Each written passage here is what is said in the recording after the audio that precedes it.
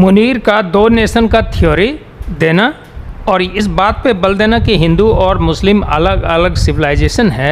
मुनीर के कुत्तों को जैसे एक तरीके से खुली छूट दे दी गई कि जाओ भारत में जो करना है करो, हमारे तरफ से तुम्हें कोई रोक टोक नहीं है। और बॉर्डर पार कराने के लिए उनके रेंजर्स जो हैं उनको बॉर्डर पार करा करके भारत में महम मचाने के लिए, भारत में उत्पात मचाने की खुली छूट दे दी। तो अब आपने पहलगांव के बैसरण में 26 लोगों को मौत के घाट इस आधार पे उतार दिया कि वो हिंदू हैं।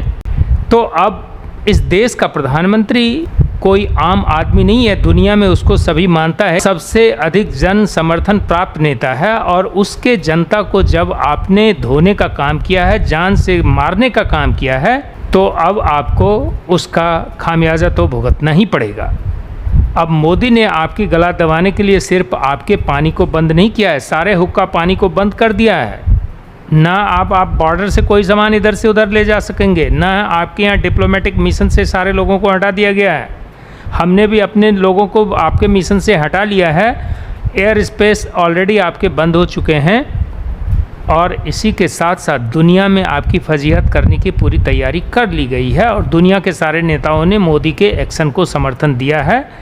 और कल मोदी ने खुलेआम आपको चेतावनी दे रखी है कि आपको मिट्टी में मिला देंगे। Today from the soil of Bihar I say to the whole world, India will identify, track and punish every terrorist and their backers. We will pursue them to the ends of the earth. India's spirit will never be broken by terrorism. Terrorism will not go unpunished. Every effort will be made to ensure that justice is done. The entire nation is firm in this resolve. Everyone who believes in humanity is with us. I thank the people of various countries and their leaders who have stood with us in this time. आपको योगी का बात याद है ना, जब अतीक अहमद को ये कहा गया था कि पूरी की पूरी मिट्टी में आपको मिला देंगे, कि जिस अतीक अहमद के खिलाफ पीड़ित परिवारों ने मुकदमा दर्ज कराया उसके परिवार के खिलाफ, वह समाजवादी पार्टी के द्वारा पोषित माफिया है और उसकी कमर को तोड़ने का काम हमारी सरकार ने किया है। और फिर मैं कहता हूं इसे हम सरकारों इस माफिया को मिट्टी में मिला देंगे। वो कहाँ है आज आप देख सकते हैं। उसी तरह से जब मोदी ने कहा कि आपको मिट्टी में मिला देंगे, तो आप ये तय मानिए कि आपको मिट्टी में मिलाने की पूरी तैयारी कर ली गई है। और न्यूक्लियर बम की गिदर बम की आप ना देने की कोशिश करें, क्योंकि आपने अगर ऐसी दुस्साहस गलती से भी कर दी तो फिर आप नक्शे में तो रहेंगे नहीं। ये बात तो आप अच्छी तरह से जानते हैं ना। तो मोदी ने आपको खुलेआम बता दिया है कि दुनिया के किसी कोने में, धरती के किसी कोने में अगर आपके द्वारा पोषित आतंकवादी छुपा हुआ है तो उसे खोज करके निकाला जाएगा और उसको अंजाम तक पहुंचाया जाएगा।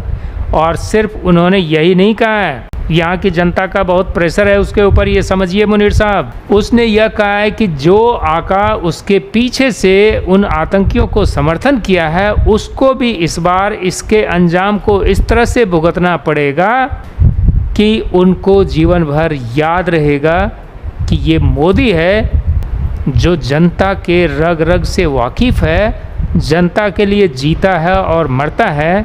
आपके यहाँ का शरीफ नहीं है ये, और इमरान खान भी नहीं है जो पैसों के लिए और करप्शन में पूरी की पूरी डूबी हुई है। और ना ही आपके फ़ौज की तरह है जो कि सारी पाकिस्तानी जनता को एक किनारे करते हुए उनके सारे पैसे की लूट मचा करके लंदन और ब्रिटेन में जा कर के फ्लैट खरीदते हैं। तो मोदी इस बार आपको बताएगा कि पूंछ में आग लगाने के बाद लंका को कैसे उलट करके बजरंगबली ने मारा था, इसकी आपको छठी का दूध आपको याद दिला दिया जाएगा।